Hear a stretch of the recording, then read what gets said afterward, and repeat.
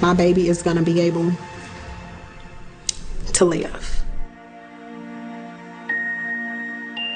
St. Jude won't stop until no child dies from cancer.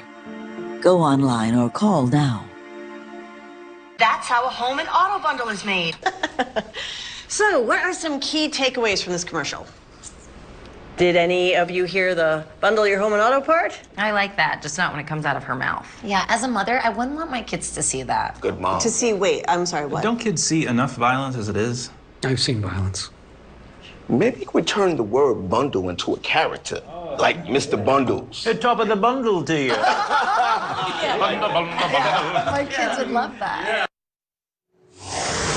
All right, so you like that empty middle seat on airplanes these days, at least what had been the case at American Airlines ending today. It's American Airlines going the full flight route today. Others in the industry could quickly follow. I wonder if Dr. Tom Frieden is worried about this. The former CDC director joins me right now. That's a lot of people crowded in a close space, Doctor, and American is leading the effort. Others, I suspect, could follow. Is it a good idea? Well, Neil, I can just say the science is pretty clear. The more people you have packed together in small areas, particularly if they're not wearing masks, particularly if it's indoors, the greater risk you have of spread. So I think travelers will probably have to make decisions on that. But fundamentally, the issue is larger than any one airline. It's larger than any one group. The virus has the upper hand in the U.S. right now. And if we work together, we can gain the momentum and begin to put it back into control. Because right now, not only is it at a high level, but it's increasing rapidly in many parts of the U.S. And to your point, Doctor, and you were ahead of this curve warning about it, the fact of the matter is Michigan now dialing back some phased reopenings, shutting down bars, some indoor dining. The same we're hearing out of California, where they're scaling things back, in Texas and Arizona, where they already have. What do you do? Well, one of the things we have to do is recognize that it's not just open versus closed. It's more granular, more detailed. It's more like a dimmer dial. There are certain things that we're learning are really dangerous. First off, we're seeing big increases in young adults all over the country. So the message has to get out more that what stays in young adults, what starts in young adults doesn't stay in young adults. We're all in this together. And we've seen many outbreaks from bars. You're talking about a small amount of space, lots of people together, not wearing masks, obviously, from many different places for many hours. That's essentially a formula inviting the virus in. What we need to do is keep the virus out. And that means there's a lot of things that we can do out of doors. That's way safer than indoors. There are things that we can do to safely restart our economy. For example, some states early on have allowed storefront pickup from retail. That's a really smart idea. You're not going indoors and you're doing business there. So there are lots of things that we can do to get used to this new normal of COVID. But if we just pretend it's not here, it's going to come back to bite us. You know, there's also been this nationwide push. I think Nancy Pelosi wanted to make it a federal policy to wear a mask. Even the president telling our Blake Berman today, yeah, he's open to that and will. What do you think? Well, fundamentally, the more people wear masks, the less the virus will spread. That's just the facts. Now, that means that it's particularly important in a community where there's a lot of COVID spreading, when you're inside, when you're within 6 feet of someone else. This is not a political statement. This is a statement that we're opposed to the virus, not that we're opposed to or in favor of any individual or group. But it's really important. It's one of the key things that we can do. Wear a mask, wash your hands, and watch your distance. If we do that, we'll be able to get our economy back sooner and faster. But we do have to move carefully in places where the virus is spreading rapidly, or it'll be really difficult to restart schools in the fall and our economy in the coming weeks and months. All right, Doctor. Thank you. Good words of advice. All appreciate it. Want to go to Senator Kevin Cramer right now, because for a lot of businesses, they're still impacted by this. The South Dakota Republican, among others, pushing a new measure to extend the so-called Paycheck Protection Program at least until August, I believe August 8th. Senator, where does this all stand right now? Well, as you probably know, Neil, the PPP was extended last night by unanimous consent vote here in the United States Senate, and it goes over to the House, I suppose, for their consideration, or more likely maybe even ends up as a part of the next CARES package, or perhaps that $130 billion that so far has not been borrowed or lent gets repurposed for some other purpose based on what the demand is and what the tools are that the economy needs. By the way, Senator, I apologize, North Dakota, not South Dakota. So my bad there. I'm wondering, you mentioned this is going to the House. I mean, could they change it, alter it, change some of the guidelines on who's receiving it? What have you heard? So I think it's a great point, Neil, and I think that is a possibility, if not even a likelihood, remembering that we are soon to be leaving here for the 4th of July holiday. We'll be back about middle of July sometime for 3 more weeks, during which time I think the Senate and the House will be negotiating some sort of a Phase 4 CARES Act. And so the House certainly could change that. It would have to come back over here for our agreement, but I think we have time to deal with it. Clearly the demand for the PPP has largely been met. I mean, we've been sitting on about $130 billion balance for several weeks now. So I do think that there needs to be some tweaks, perhaps some more focus and targeting.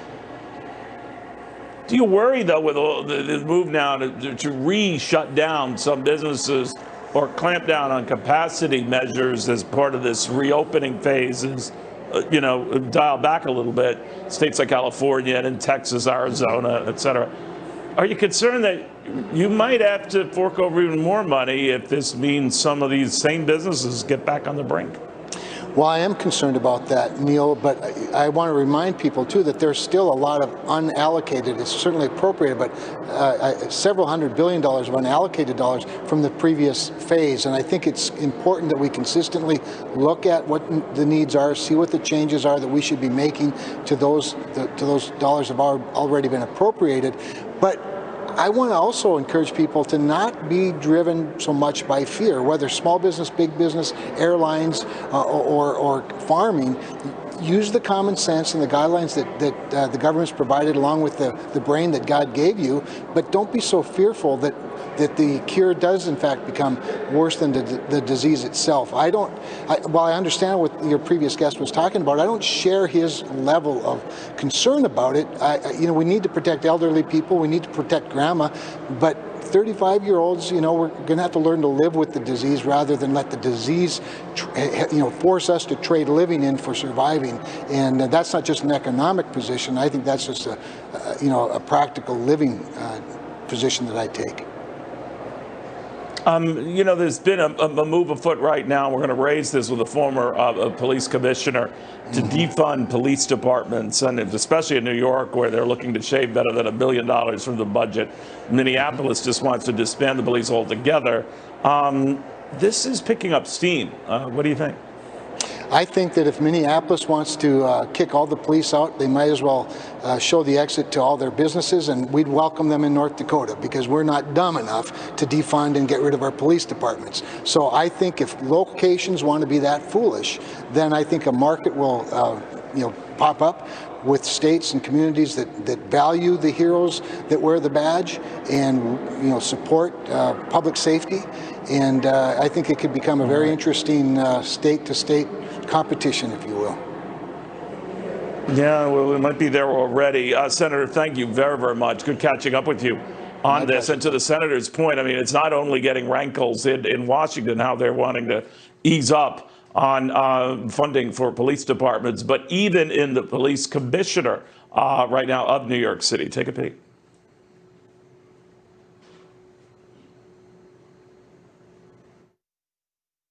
He was saying some stuff there that was very concerning to him about Mayor Bill de Blasio's effort to lead about $1 billion trimming in the police budget.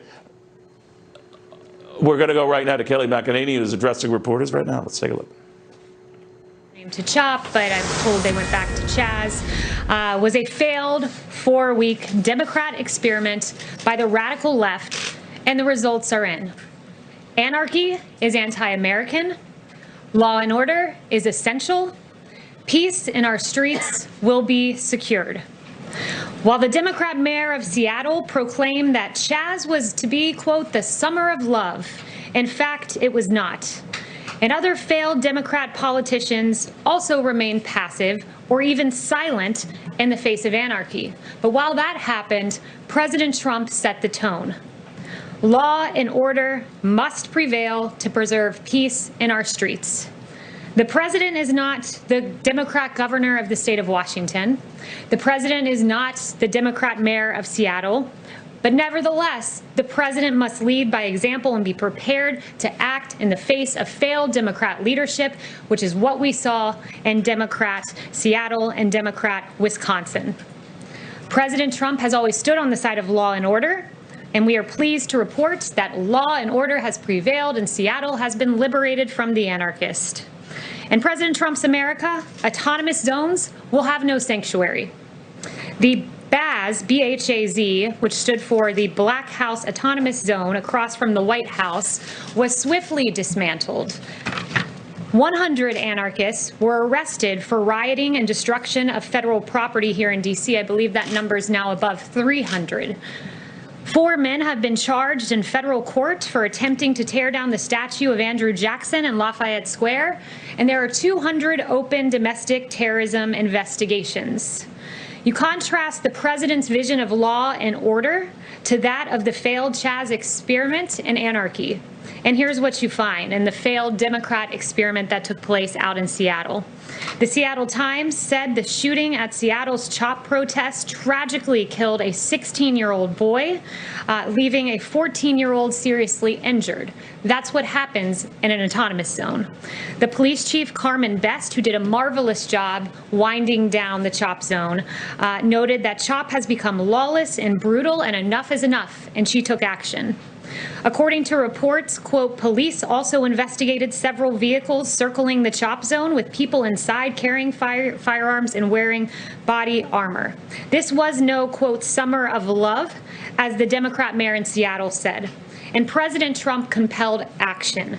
He has said, take back your city now. If you don't do it, I will. He has said this is not a game. These ugly anarchists must be stopped immediately, move fast.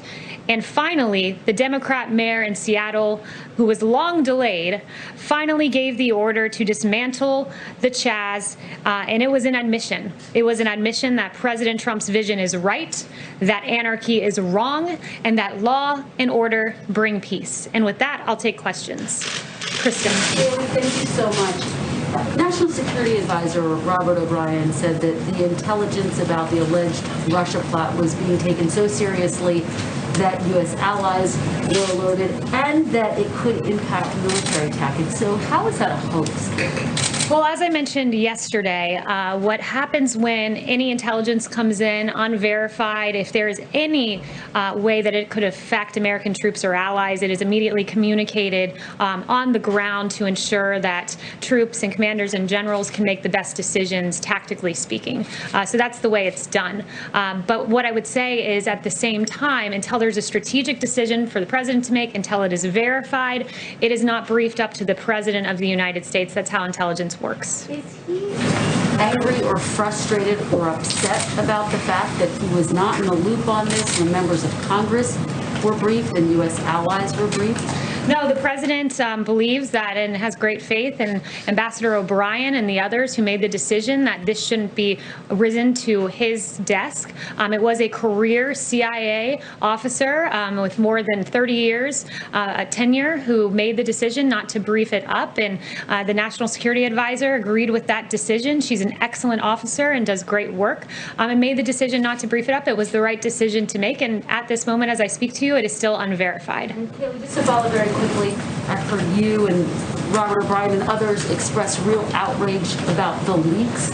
Is there outrage about what the intelligence community is investigating, which is the possibility of these Russian bounties targeting U.S. troops? Make no mistake that this administration has acted tough on Russia, always makes the decision that's in the best interest of protecting our troops, like killing General Soleimani, who killed 600 American troops, maimed thousands others, and al-Baghdadi. We always act in the best interest of our troops, but this is unverified still at this very moment.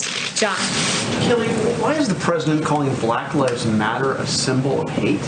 Well, what the president was noting is that that symbol, when you look at some of the things that have been chanted by Black Lives Matter, like pigs in a blanket, fry 'em like bacon, that's not an acceptable phrase to paint on our streets. Look, he agrees that all Black Lives Matter, including that of Officer David Dorn, Patrick Underwood, 2 officers whose lives were tragically taken amid these riots. All Black lives do matter. He agrees with that sentiment. But what he doesn't agree with is an organization that chants pigs in a blanket, fry 'em like bacon about our police officers, our valiant heroes who are out on the street protecting us each and every day. Americans of all races have protested in all 50 states around that phrase, Black Lives Matter. And the president is here calling it a symbol of hate? He's talking about the organization. I would note to you that the Greater New York BLM president has said if this country doesn't give us what we want, that we will burn down the system, and I could be speaking literally. I'd call that a pretty hateful statement. But Kelly, yes, he's not Ben. talking about the organization in his tweet. He says yes, the words. Ben. He says the words. Which, Black Lives Matter. what's the name of the organization again? Black Lives Matter. There you go. You just answered my question.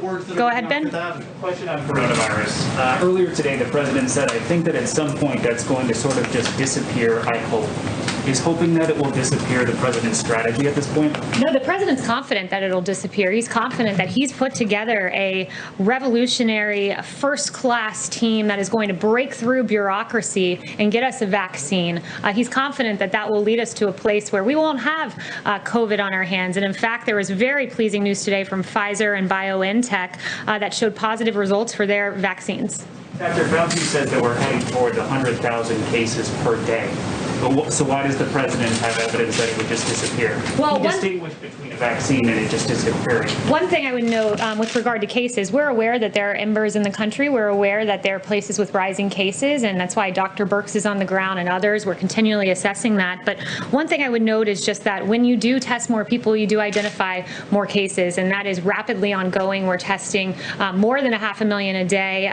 To give you an example, on April 6th, really the height of the pandemic, we were doing 151,525 tests. One day, Thursday is the number that I have here. We conducted 637,587 tests. So when you have more than a 5-fold increase in tests, you have a greater identification of cases. Do you consider what's happening in Florida, in Texas, Arizona as embers?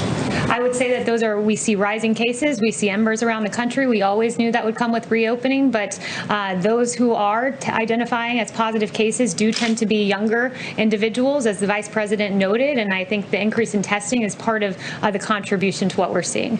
Yes.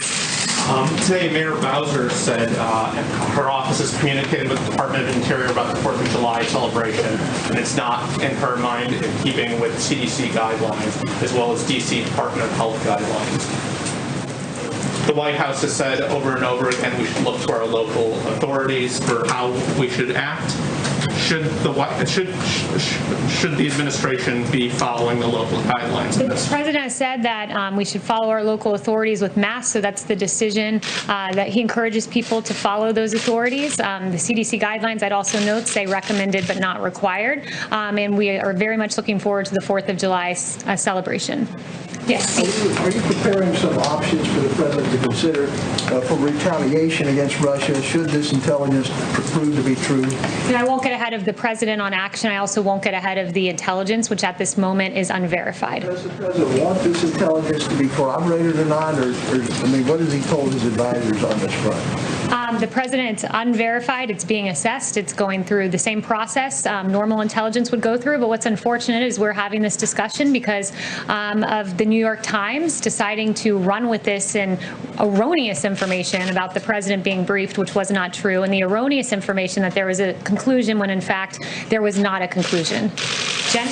Yeah, Kayleigh, can you confirm that the CIA director and the NSA director will brief the Congressional Gang of 8 tomorrow about the Russia bounties? Yes, that is the plan. Okay. 2 of them. Anyone else that will be briefing the gang? I'm not entirely sure who else will be in that briefing. And can you also say, does the president generally have confidence in the intelligence community's findings and conclusions about Russia?